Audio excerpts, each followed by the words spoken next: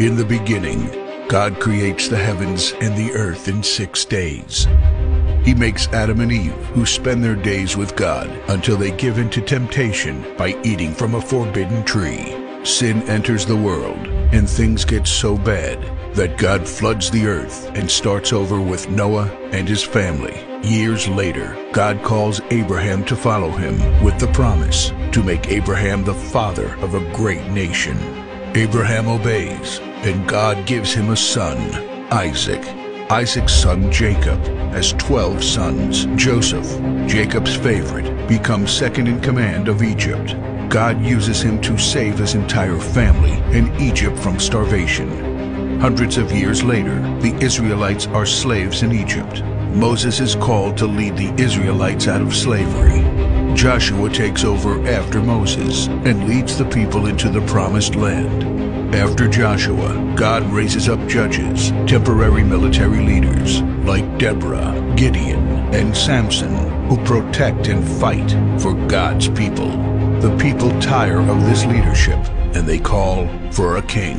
God gives Israel King Saul, King David, and then King Solomon. But it's all downhill from here. The people rebel, the kingdom of Israel is divided, and everyone turns their back on God. Prophets like Elijah, Isaiah, Micah, and Jeremiah warn that if people don't repent of their sins, there will be consequences. But the people ignore their warnings. The divided kingdoms are conquered, and God's people face captivity in foreign lands. People like Daniel show great courage and stand up for God when no one else does. Some of the exiled people return to the promised land, but for 400 years, God is silent. No prophets, no miracles, and no angel visitations. But then, the silence is broken when Jesus is born. He lives a perfect life, teaches truth, and performs miracles. He shows us the full extent of God's love by taking our place and dying on the cross for our sin.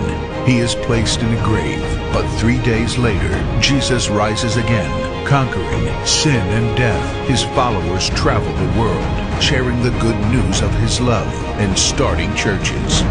We now are part of this story, and we have the chance to change the world and share his love, because one day he will crack open the sky and he will return. It's the greatest story ever told.